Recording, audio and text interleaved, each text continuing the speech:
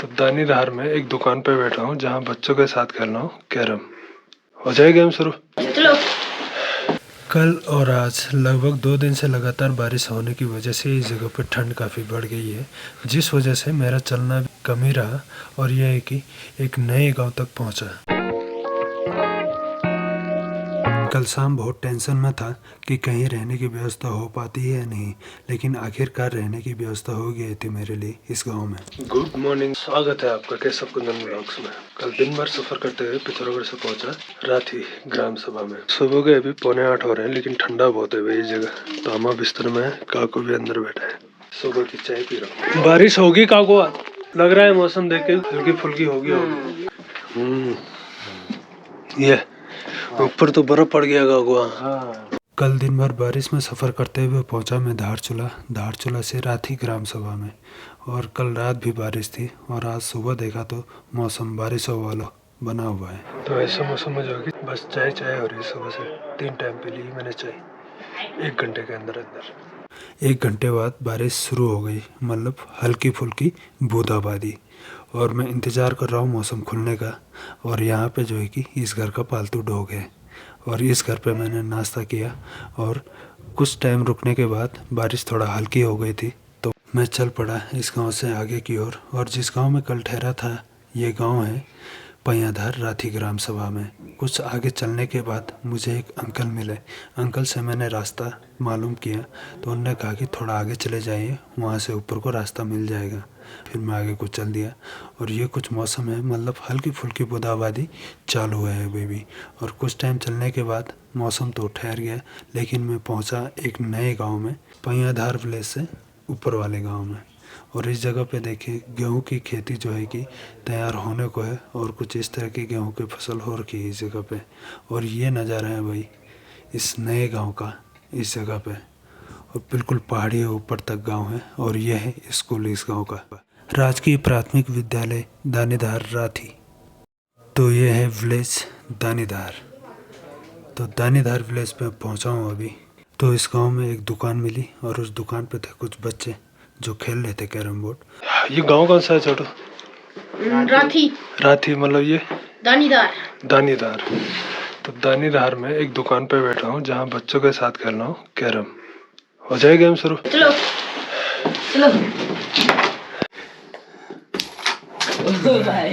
इसे डालो जिसे डालो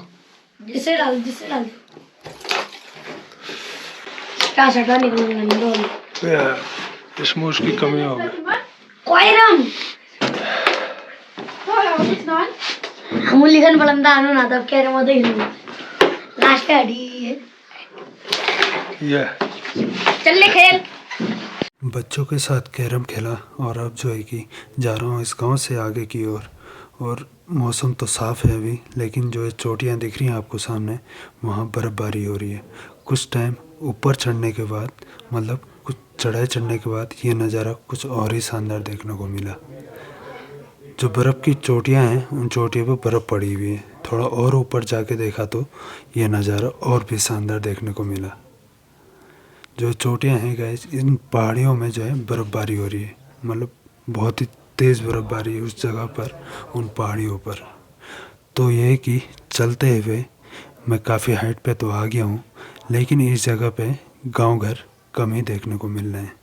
तो अब जो है कि यहाँ से आगे को जा रहा हूँ।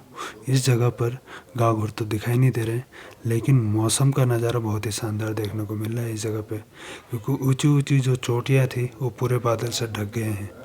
तो इस रास्ते से चलते हुए पहुँचा मैं जंगल में, मतलब कुछ ऐसा है कि जंगल में गांव है और गांव में जंगल है। तो कुछ इस तरह के रास्ते हैं, मतलब रास्तों में पत्थर बिछाए हुए हैं। और एक बार फील कीजिए आप कि मैं चल किस तरह रहा हूँ इस जगह पे।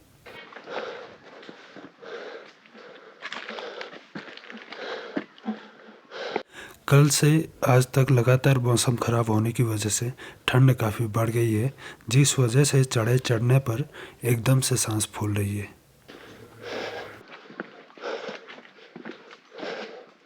और सफ़र हो रहा है अभी जंगल का, और रास्ते कुछ इस तरह के हैं और नज़ारे कहीं कहीं पे ना एकदम शानदार नज़ारे देखने को मिलते हैं। ये वाला व्यू देखिए, दोनों तरफ पत्थर, बीच से चल रहा हूँ और ये रास्तों की पगडंडी देखिए, पत्थर ही पत्थर किस तरह से लगाए गए हैं रास्ते में। और ये पहुंचा मैं एक गांव में, मतलब अभी जो है कि काफ़ी हाइट पे आ गया हूँ और ये गांव दिख रहा है इस जगह से, मतलब गांव से ऊपर आ गया था मैं जंगल ही जंगल चलते हुए, और जो ये घर हैं ये दिखाई नहीं दे रहे थे उस जंगल से।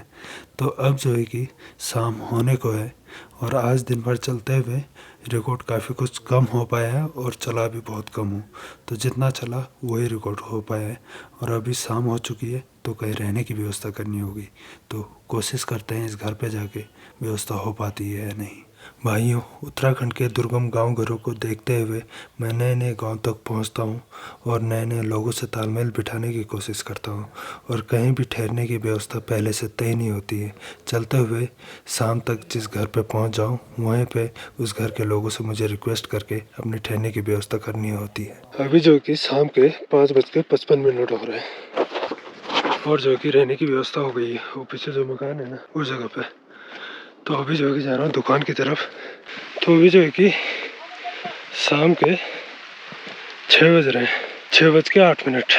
और यहाँ पे जो है बारिश हो रही है लगातार। सुबह टेम्परेचर है 8 डिग्री और ये है गाँव।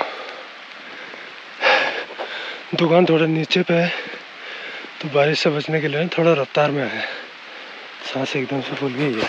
अब जो है कि आज रात इसी गांव में ठहरूंगा मैं, इस घर पे जो सामने दिख रहा है आपको। तो मौसम बहुत ठंडा है, हालत ख़राब हो रही है। वो सामने उन पहाड़ों पे ना बर्फबारी हो रही है, नेपाल के पहाड़ हैं, और इधर को है धारचूला। इस बार का मौसम तो कुछ ज़्यादा ही ठंडा है, मार्च के महीने में भी बहुत ठंडा। बारिश होने की वजह से ठंड काफ़ी बढ़ गई है और मैं भी अभी बैठ गया हूँ घर के अंदर, और घर के लोग सभी यहाँ पे बैठे हैं और टीवी सीरियल देख रहे हैं।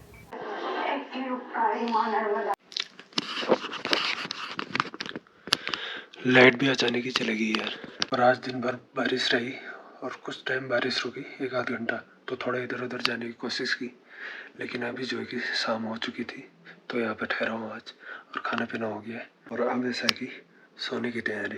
ये कुछ रहने की व्यवस्था हो गई इस जगह पे, ये कुछ कपड़े हैं ओढ़ने के लिए और ये बिस्तर, तो यहीं पे गुजरेगी आज रात। अब ये कि कल सुबह किस तरह का मौसम होता है यार, मौसम खुल जाए तो फिर और बेहतर तरीके से जा पाऊँगा, मतलब एक अच्छे हाइट तक।